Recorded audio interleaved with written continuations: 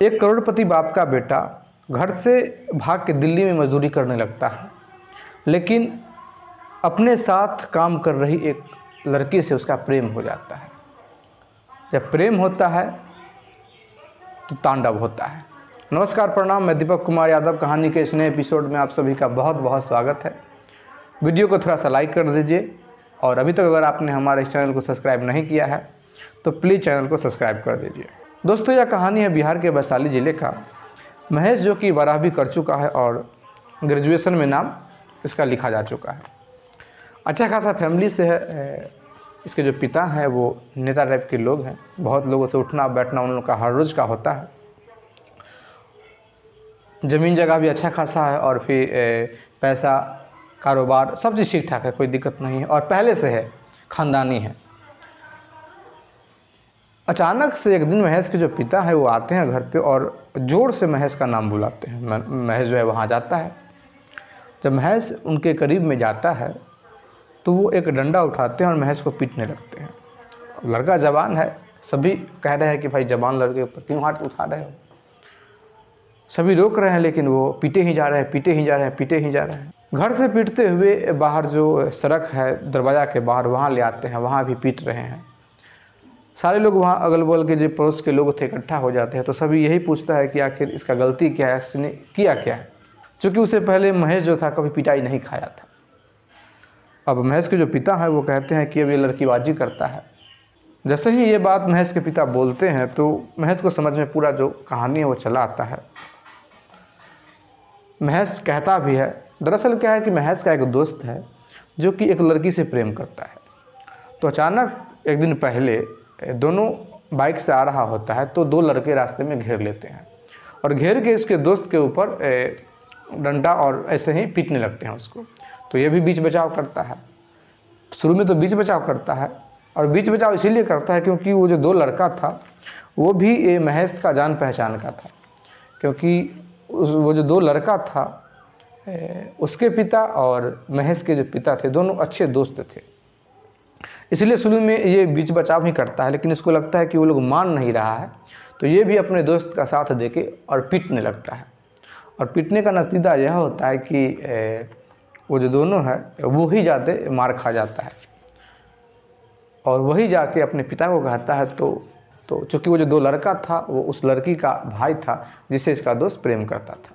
तो आज जैसे ही दिन में सारे जो महेश के पिता और अपने दोस्त के साथ लोग बैठे हुए थे तो जो लड़की का जो पिता था वो महेश के पिता को साइड में ले आते हैं और कहते हैं कि हम लोगों के बीच में दोस्ती रह के क्या होगा, और क्योंकि तुम्हारा जो बेटा है उसका साथ दिया है जो हमारी बेटी को छेड़ता है, और कुछ लगा बुझा के भी कह देता है कि जब छेड़ता है तो तुम्हारा बेटा भी साथ में होता है।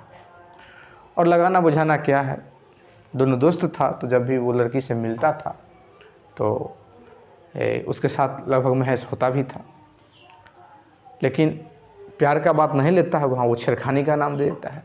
तो इसीलिए महेश के पिता जो थे वो आए थे और महेश को पीट रहे थे। महेश यह बात बताया अपने पिता को कि वो पीट रहा था, मैं बहुत समझाया, लेकिन जब वो नहीं मान रहा था तो हम हाथ उठाए हैं।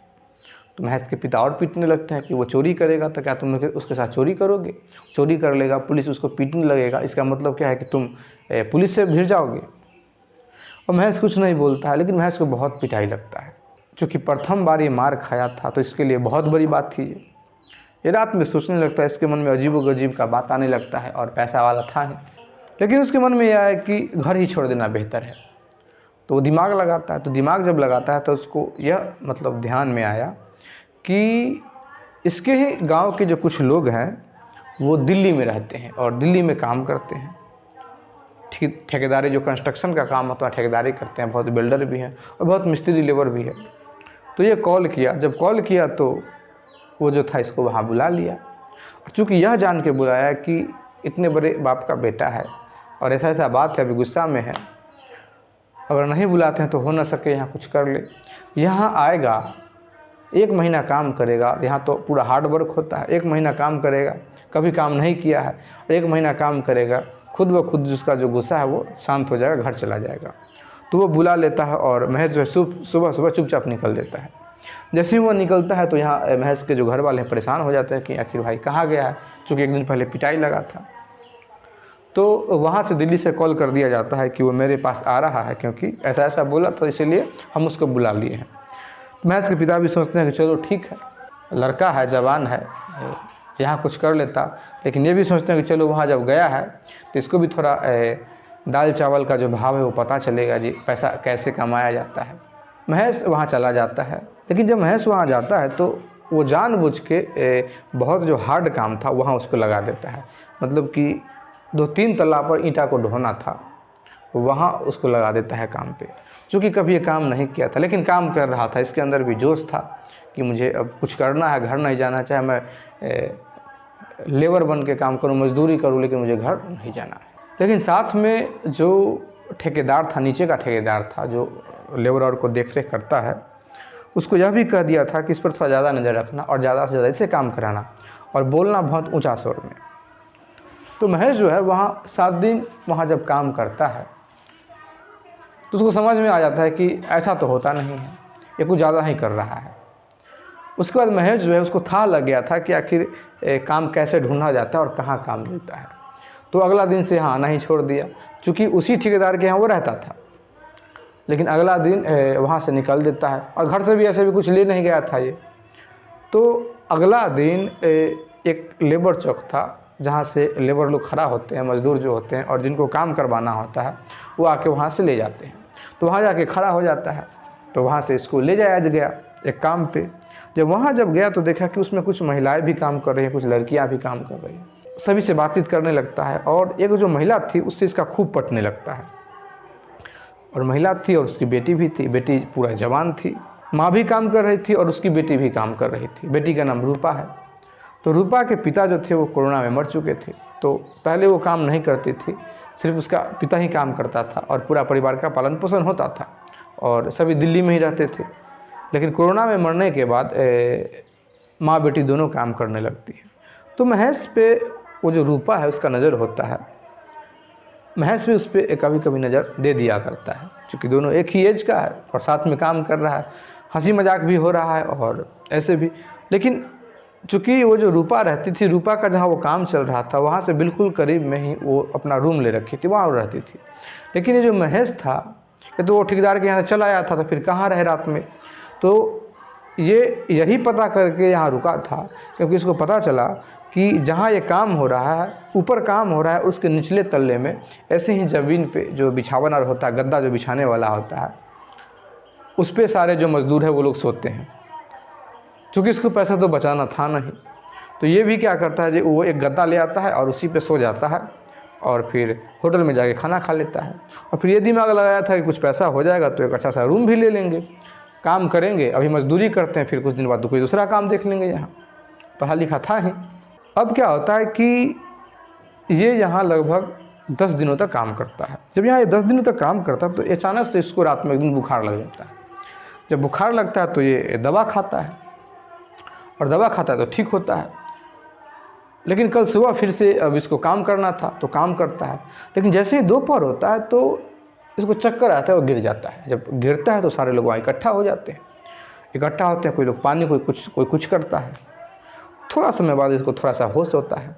जब होश होता है तो रूपा की जो माँ थी वो भी साथ में काम कर रही थी, रूपा भी काम कर रही थी। वो कहते हैं कि बेटी महेश को तुम अपने घर पे ले चलो, क्योंकि यहाँ चूँकि रात में आराम करने का जगह है, दिन में बहुत हल्ला होता है, मशीन चल रहा है, शायद दिन में यहाँ इसको आराम करने में नहीं बने, इसको तुम रूम पर लेके जाओ। और ठेकेदार भी जो करवा रहा था काम वो भी कहता है कि हाँ, इसको आप थोड़ा अपने रूम पर लेके चले जाइए, ताकि यहाँ भी लोग डिस्टर्ब ना हो और वहाँ इसका देख रेख भी हो। और रूपा को भी कहा जाता है कि तुम इसके साथ वहाँ रुक जाओ, आज का दिहाड़ी तुमको मिल जाएगा। तो रूपा क्या करती है कि महेश को लेके और फिर अपने रूम पे चली आती है। क्योंकि पहले से महेश के मन में भी रूपा के प्रति कुछ था और रूपा के मन में भी महेश के प्रति कुछ था, इसीलिए रूपा जो है बहुत अंदर से खुश भी हो जाती है। तो महेश को लेके हाथ पकड़ के ले जाती है, अपने रूम पे ले जाती है। रूम पे ले जाके इसको थोड़ा सर में ठंडा जो तेल होता है वो लगाया जाता है और फिर नमक और चीनी मिला के इसको पिलाया जाता है। पीने के बाद कुछ देर तक इसका मन जो है शांत होता है, आराम होता है। लेकिन मन तो आराम हो जाता है, लेकिन धीरे धीरे इसको बुखार चढ़ने लगता है। जब बुखार चढ़ जाता है तो इसको फिर से दवा लाया जाता है। दवा महेश खाता है, फिर ठीक हो जाता है। तब तक वो इसकी माँ भी चली आती है काम पर से, शाम होता है तो फिर खाना वाना बनता है, सभी लोग खाते हैं। रूपा की जो माँ थी उसके मन में कुछ और बात चल रहा था महेश को लेकर, शादी विवाह की बात चल रहा था, क्योंकि वो पिछले 10 दिन से वहाँ काम किया था। क्योंकि महेश बताया था कि हमारे घर के आगे पीछे कोई नहीं है, हम अकेले हैं। क्योंकि घर से वो गुस्सा हुआ था, नाराज़ था, तो वो चाह रहा था कि हम किसी को अपने बारे में कुछ बताएं ही नहीं। तो रूपा की माँ के मन में भी कुछ आ गया था, और रूपा के मन में भी कुछ मन ही मन आ गया था। महेश के मन में ऐसा कुछ बात नहीं आया था, लेकिन बस रूपा अच्छी लग रही थी। रूपा बड़ी अच्छी से सेवा करती है। लेकिन कल जब होता है तो कल भी फिर बुखार लग जाता है। कल स्टार्टिंग में ही बुखार लग जाता है, तो रूपा की माँ कहती है कि तुम यहीं पे रुक जाओ, क्योंकि फिर अभी बुखार लगा है, फिर ज़्यादा स्वास्थ्य खराब हो जाएगा। दवा ला के देता है, फिर बुखार ठीक मतलब हुआ, फिर लग जाए। फिर नज़दीकी जो डॉक्टर होते हैं वहाँ इसको लेके जाया जाता है। फिर वो कुछ दवा देते हैं कि ये खा लो, ठीक हो जाएगा। वो दवा खा रहा है, लेकिन इसको बुखार जो है हर रोज़ लग रहा है। दवा खा रहा है, ठीक हो रहा है, लेकिन बुखार लग ही रहा है। अब क्या होता है कि दिन में 2-3 बार बुखार लग जाता है। बुखार लगभग 5-6 दिन तक लग जाता है। तो चूँकि डेंगू का हल्ला था, डेंगू लोगों को हो रहा था, तो इस चीज़ को देखते हुए रात में ऐसे ही सभी बैठे हुए थे। तो रूपा ही कहती है कि डेंगू का थोड़ा ज़्यादा ही हल्ला चल रहा है, तो एक बार जांच करा लेना ठीक बात है। महेश भी कहता है कि हाँ, जांच करा लेना चाहिए। महेश के पास भी कुछ पैसा था, जो 10-15 दिन काम किया था तो कुछ था। और रूपा भी अपना पैसा साथ में लेती है और कहती है कि माँ को कहती है कि ठीक है, तुम काम पे जाओ, हम जाते हैं हॉस्पिटल में। चूँकि रूपा वहाँ के बारे में जानती थी, पिता का जब तबीयत ख़राब हुआ था तो वो बहुत हॉस्पिटल में गई थी, तो उसको पता था यहाँ के बारे में, सब कुछ जानती थी वो। तो सरकारी हॉस्पिटल जो वहाँ महेश को लेके जाया जाता है। जब वहाँ जाया गया, टेस्ट हुआ, तो पता चला कि इसको डेंगू है। इसको एडमिट कर लिया जाता है। 3 दिन तक महेश जो है वहाँ एडमिट हो जाता है। तो ऐसे ही रूपा जो है हॉस्पिटल में ही रहती थी, और रूपा की जो माँ है वो खाना वाना पहुँचा देती थी, और फिर काम पे भी आती थी और फिर खाना वाना पहुँचा देती थी। सरकारी अस्पताल था तो विशेष खर्च नहीं लग रहा था, लेकिन कुछ इधर उधर का जो कुछ खर्च था वो 1-2 दवा बाहर से लाना पड़ता था। 3 दिन हो जाता है, उसके फिर डॉक्टर साहब आते हैं, चेक करते हैं, तो पता चलता है कि बहुत ज़्यादा सुधार है। ये था कि अब 3-4 दिन में यह नाम काट दिया जाएगा। लेकिन चूँकि डॉक्टर की तरफ से बात कहा गया, चूँकि आस पास में वो पूरा डेंगू का एक वार्ड था, तो उसमें रोगी मर भी रहा था। तो जब भी कोई मर रहा है, साथ में कोई मरता है, तो डर लगता है। तो रूपा तो अंदर ही अंदर डर रही थी, और महेश भी डर रहा था, ऐसा नहीं है, महेश भी डर रहा था। डॉक्टर लाख ही कहे कि भाई ठीक हो रहा है, तो डॉक्टर तो सभी को कहते हैं कि ठीक हो रहा है। ऐसे ही रूपा जो है महेश का मोबाइल लेती है और कहती है ऐसे ही लॉक खोलने के लिए, कुछ देखने के लिए। तो महेश लॉक खोल देता है। लॉक खोल देता है तो ये फ़ोटो देखने लगती है, गैलरी खोल देती है। जब गैलरी खोल देती है तो वो एक चीज़ देखती है कि भाई महेश जो है, ये कभी बुलेट पर का फ़ोटो है, कभी 4 चक्का में है, बड़े बड़े अच्छे घर जो है, बहुत बढ़िया घर है, वो वहाँ का फ़ोटो है। इसको समझ में नहीं आता है कि आखिर क्या है। अच्छा खासा कपड़ा पहन रखा है, सब कुछ। फिर थोड़ा और आगे बढ़ती है तो देखती है कि भाई स्कूल ड्रेस में है, और बड़ा स्कूल है, और सभी जो स्टूडेंट हैं, इसके साथी जो हैं अच्छे हैं। कभी पार्टी कर रहा है, कभी कुछ कर रहा है।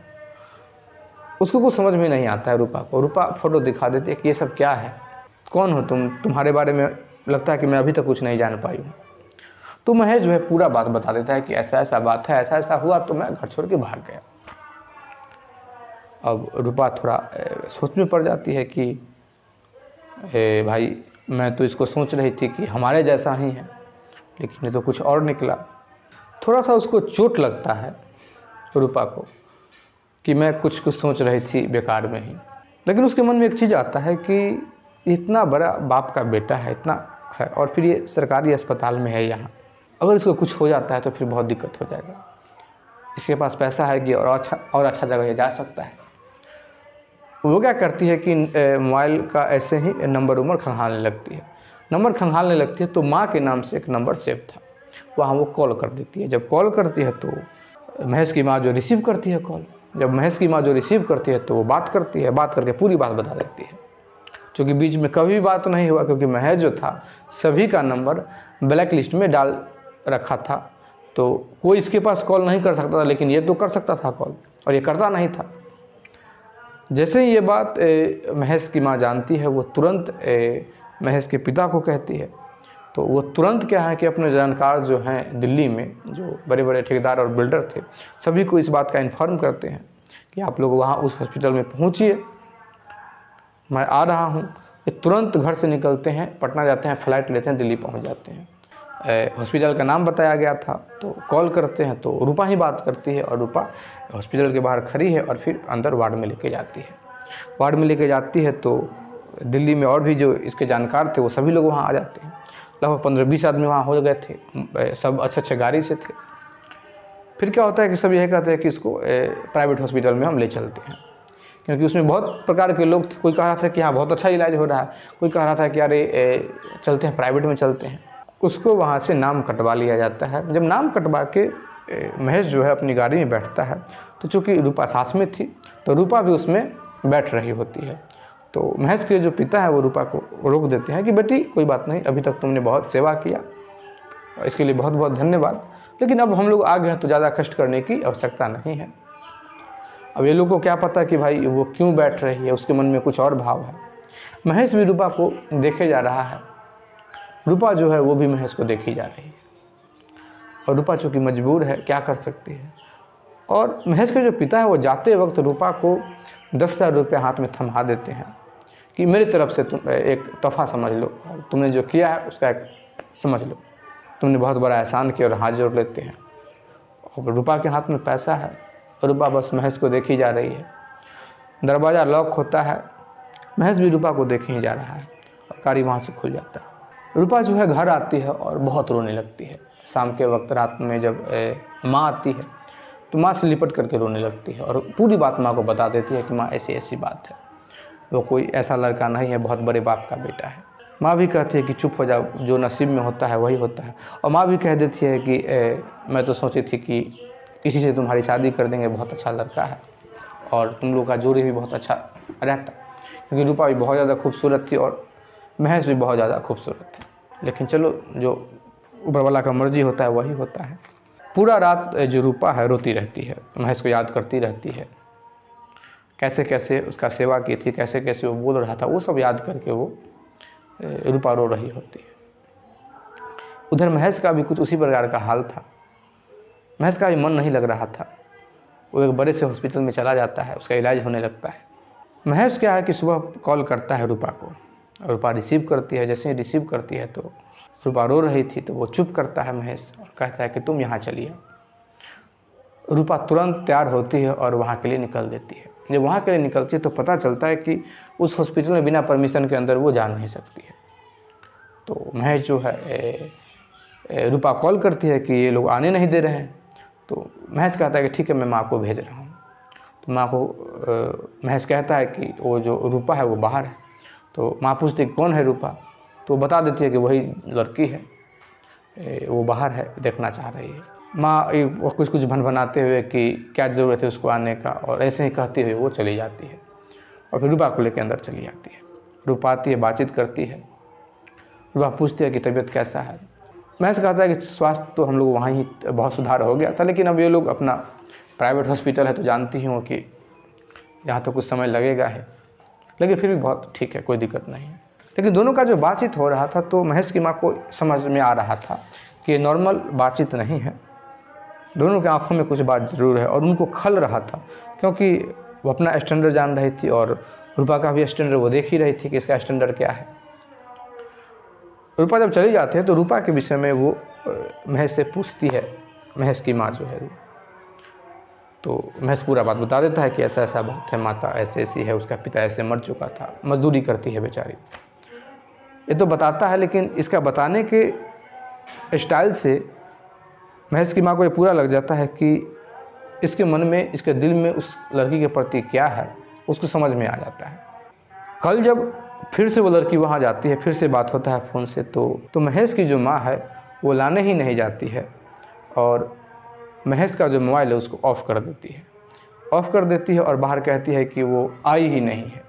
फ़ोन पर जब तीसरा दिन बात होता है तो रूपा पूरी बात बताती है, तो महेश कहता है कि कोई नहीं, धीरे धीरे ये लोग एडजस्ट करेंगे, अभी इन लोगों के लिए नया बात है। चूँकि रूपा रोई जा रही थी, मैं समझाता है। एक दिन और वहाँ रुकता है, फिर वहाँ से उस हॉस्पिटल से उसका नाम कर जाता है। फिर ये लोग फ्लाइट पकड़ते हैं और बिहार आ जाते हैं, अपने घर चले आते हैं। जब घर चले आते हैं, महेश बताता है कि हम घर आ चुके हैं। बस हाल समाचार के लिए कोई बात होता था। अब कोई दोनों प्रेमी का तो थे नहीं कि फ़ोन पे ऐसे ही बात किया करें। लेकिन जब महेश यहाँ चला आता है, बीच दूरी बनता है, कुछ समय बीतता है, महेश बेचैन हो जाता है और एक दिन कॉल कर देता है। जब कॉल करता है, रूपा जो है रिसीव करती है तो महेश कहता है कि मैं एक बात कहना चाहता हूँ तुमको। रूपा कहती है कि जी बोलो। तो महेश कहता है कि आई लव यू। जैसे ही रूपा सुनती है वो कुछ समय तक तो चुप हो जाती है, फिर रोने लगती है। महेश पूछता है कि क्या हुआ। रूपा कुछ नहीं बोलती है, पहले फ़ोन कट कर देती है, फिर कॉल करती है और बहुत सारी बातें करने लगती है। महेश जी बात कर रहा है, वो भी बात कर रहे हैं। दोनों में बातचीत का जो सिलसिला था चलने लगता है, लेकिन अब एक अलग प्रकार से बातचीत चल रहा था। और बात क्या कर रहे थे, महेश कह रहा था कि तुम यहाँ आओगी तो इस प्रकार से रहना पड़ेगा, इस प्रकार से मेरे पास ये चीज़ है, मेरे पास ये चीज़ है, मेरे पास ये चीज़ है। और रूपा है वो भी अपने बारे में बताती है कि तुम अपने ससुराल में आओगे तो ऐसे रहना होगा, सब लोग क्या कहेंगे। मतलब दोनों में हंसी मजाक और जो भी था वो चल रहा था। लेकिन दोनों का जो बातचीत का सिलसिला था बहुत ज़्यादा था। दोनों में बहुत समय तक बात होता है, घंटों फ़ोन पे लगा रहता है। चूँकि महेश के पिता को ये सब विशेष जानकारी नहीं था, लेकिन माँ समझती थी कि आखिर ये किससे बात कर रहा है। उनको ये बात खल रहा था। तो एक दिन क्या होता है कि इस बात का जानकारी वो महेश के पिता को दे देते हैं कि देखिए बात ऐसा है, जो लड़की इसको हॉस्पिटल में रख रही थी, जिसके साथ ये काम कर रहा था, वो एक मज़दूर लड़की है, लेबर क्लास की लड़की है, और उससे बात करता है। और मुझे भय है कि कहीं ये कुछ उसके साथ मतलब शादी ना कर ले, हम लोग का नाक न कटवा दे। तो महेश के पिता इस चीज़ को सीरियसली लेते हैं और उस लड़की के बारे में पता करने की कोशिश करते हैं और पता करते हैं कि आखिर वो लड़की कहाँ की थी। उसका पूरा एड्रेस मिल जाता है। जब एड्रेस मिलता है तो दिल्ली में जो लोग हैं उसके माध्यम से उस लड़की के माँ से संपर्क किया जाता है और कहा जाता है कि आपकी बेटी बहुत गलत कर रही है, एक अच्छे खासे शरीफ लड़के को फंसा रही है। माँ भी बराबर जवाब देती है कि वो तब से बात कर रही है जब वो जानती ही नहीं थी कि वो बड़े बाप का बेटा है। लेकिन चूँकि उसको ये कहा जाता है कि अब तो जान गई है, तो अब तो उसको कम से कम रुक जाना चाहिए। चूँकि रूपा की जो माँ थी उसको भी लग रहा था कि एक लड़का जो है बड़े बाप का बेटा है, उससे हमारी बेटी की शादी हो जाएगी। कोई भी माँ बाप यही चाहते हैं कि भाई हमारी बेटी की जो शादी है थोड़ा अच्छे घर में हो जाए, और यहाँ तो बहुत ज़मीन आसमान का फ़र्क था। तो क्या होता है कि लेकिन रूपा की माँ को दबाव दिया जाता है, और दबाव इस प्रकार से दिया जाता है कि ये कहा जाता है कि तुम रूपा की शादी कर लो और उसके लिए अच्छा खासा पैसा तुमको दिया जाएगा। और तुम जानती हो कि उस घर में तुम शादी भी नहीं कर पाओगी, और शादी करके जाती भी है तुम्हारी बेटी सब दिन रोती रहेगी, क्योंकि कोई इसको एक्सेप्ट नहीं करेगा। जब इस प्रकार से बात होता है तो चूँकि रूपा की माँ थी, इसको भी ये बात समझ में आ रहा था। मनी मन तो ये भी रूपा को समझा ही रही थी कि वो अब बड़ा बाप का बेटा है, वो तुमको अपना नहीं पाएगा। ये बात जब होता है तो रूपा की माँ भी सोचती है कि ये सही है और एक लड़का ठीक करती है। जब एक लड़का ठीक करती है, अपनी बेटी के सामने ये प्रपोजल लगती है, तो बेटी कहती है कि तुम्हारा दिमाग ख़राब है, तुम जान रही हो कि मैं किसी से प्रेम करती हूँ और मैं उसी से शादी करूँगी। तो रूपा की माँ जो है पूरा हकीकत बता देती है कि ऐसा ऐसा बात है, वहीं से प्रपोजल आया है कि तुम्हारा शादी कहीं अलग करवा दिया जाए। अब क्या होता है कि ये बात जो रूपा है वो महेश को कह देती है कि ऐसा ऐसा बात है। महेश को बहुत गुस्सा चढ़ता है कि क्या करे, ये लोग इतना मतलब निचता पे उतर गए हैं, फिर क्या किया जाए। महेश कहता है कि सुनो, ऐसा है कि तुम चुपचाप वहाँ से यहाँ चली आओ। टिकट कटा देता है और कहता है कि तुम आके ट्रेन में बैठ जाओ, तुम सीधा यहाँ, हम तुमको रिसीव करने के लिए पटना आ रहे हैं। रूपा वैसे ही करती है और वो ट्रेन में बैठती है और पटना चली आती है। जब पटना आती है तो महेश उसको रिसीव करता है। महेश जो है वो आर्य समाज मंदिर में जाता है और शादी करता है। इसका भी एज अब पुर चुका था। शादी करता है और सीधा शादी करके घर चला आता है। तो जैसे ही घर आ रहा होता है तो सभी को पता चलता है कि महेश आ रहा है, महेश घर पे आ रहा है, क्योंकि इसके मन में कुछ और बात चल रहा था। ये पहले चाह रहा था कि इस चीज़ को हम ज़्यादा हाईलाइट नहीं करेंगे, गार्जियन को भी देख रहा था, लेकिन चूंकि गार्जियन की तरफ से ऐसा कर दिया गया तो ये भी देखा जब जो भी होगा खुल्लम खुल्ला होगा, चोरी छिपे हमें कुछ करना ही नहीं है। तो क्या होता है कि जब यहाँ आते हैं तो महेश के पिता बहुत गुस्सा हो जाते हैं। महेश के पिता बहुत गुस्सा हो जाते हैं, मारने पर तुल जाते हैं कि इसको ख़त्म ही कर देंगे, मार देंगे, जान से मार देंगे। लेकिन अगल बगल के जो लोग था वो इसके पिता को रोकते हैं, और महेश का एक बड़ा भाई था सुरेश, वो भी अपने पिता को रोकता है। वो हैंडल करने की कोशिश कर रहा था इस चीज़ को, लेकिन उसके अंदर में गुस्सा बहुत ज़्यादा था। लेकिन अब गुस्सा तो करे तो किस पे करे। एक होता है कि भाई लड़का का ज़बरदस्ती शादी कर दिया जाता है तो गुस्सा लड़की वाले पे उतारा जाता है, लेकिन यहाँ तो लड़की वाला भी खुद लड़की है, क्योंकि दोनों एक तरह से भाग के ही शादी किया है। सभी लोग ये पूछ रहे थे कि भाई ये लड़की कौन है, किसी को यह पता नहीं कि लड़की कौन है। महेश से पूछता है कि भाई ये लड़की कौन है, कहाँ से ले आए, किस जाति के, किस कौन ख़ानदान का, क्या है। महेश देखता है कि आज कुछ चुपना ही नहीं है, कुछ छोड़ना ही नहीं है। महेश कहता है कि ये मेरे साथ मजदूरी करती थी, लेबर की काम करती थी, वो लड़की है, और मैं भी तो एक लेबर था, यहाँ से भागा तो मैं भी लेबर का काम कर रहा था। महेश का जो भाई है सुरेश इस चीज़ को हैंडल करना चाह रहा था कि लोगों को यह पता न चले कि लड़की कौन है, लेकिन यह बात भी क्लियर कर दिया। महेश के जो पिता हैं वो कहते हैं कि ठीक है तुम शादी कर लिया, लेकिन तुम इस घर में नहीं जा सकते। महेश का पिता कहते हैं कि तुम्हारे हमें ज़मीन से या कुछ चीज़ से एक भी रुपया नहीं मिलेगा। तुम एक लेबर से शादी किए हो, अपने आप को लेबर समझ के शादी किए हो, तो तुम वही काम करो, तुम मजदूरी ही करो, और मजदूरी करो, अपना पेट पालो।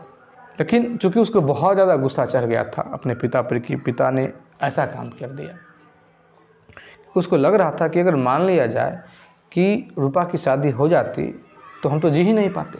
वो क्या करता है कि अपने पिता से कड़े शब्द में ये भी बात करता है और कहता है कि मैं यह गांव छोड़ के नहीं जाऊंगा, और मैं देखता हूं कि हमको कौन गांव से भगाता है।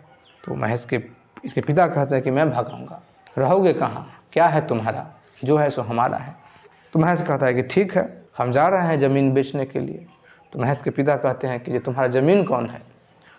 तो महेश कहता है कि इतना बात आप भी ध्यान रखिए कि ज़मीन आपका नहीं है, आपने ख़रीदा नहीं है, ये हमारे दादाजी का ज़मीन है। तो दादाजी में आपका जब हिस्सा बना तो दादाजी में हमारा भी हिस्सा है, तो इसीलिए आप ये मत सोचिए कि सब ज़मीन आपका ही है, एक हिस्सा उसमें हमारा भी है। मैं जा रहा हूँ ज़मीन बेचने के लिए, कोई ज़मीन लेगा मैं उसको दूंगा, ज़मीन बेच के खाऊंगा, अपना कोई धंधा पानी करूंगा, लेकिन रहूंगा इसी गांव में। और आप घर में नहीं जाने दे रहे हैं, हाँ आप घर बनाए हैं, तो हम आपके घर के बगल में ही जो ज़मीन पड़ा हुआ है इसमें अपना एक मड़ई डालेंगे और इसी में रहेंगे। पूरा लोग बहुत सारे लोग वहाँ इकट्ठा हो गए थे, वो उसको भी समझाने लगते हैं, इसको भी समझाने लगते हैं, सभी को समझा के इस बात को हैंडल करते हैं। किसी तरह महेश के पिता को समझाया जाता है, महेश को भी शांत किया जाता है कि इतना गुस्सा अच्छी बात नहीं है। महेश को अंदर भेज दिया जाता है और महेश अंदर जाता है। शुरू में माँ नाराज़ थी, लेकिन चूँकि लड़की थी बहुत खूबसूरत, बहुत सुंदर, तो माँ जो थी वो मान गई थी, धीरे धीरे वो मान गई। महेश के पिता बोले कि मैं इसको पीटा था क्योंकि इसके कारण मुझ पर किसी ने उंगली उठा दिया था, लेकिन इसने तो वो पूरा नाक ही कटवा दिया, अब क्या करें। दोस्तों यह कहानी आपको कैसी लगी कमेंट करके ज़रूर बताइएगा। अगर आप इसी प्रकार का और भी स्टोरी सुनना चाहते हैं तो प्लीज़ हमारे चैनल को सब्सक्राइब कर दीजिए, लाइक कर दीजिए, कमेंट कर दीजिए, शेयर कर दीजिए। जय हिंद, जय भारत।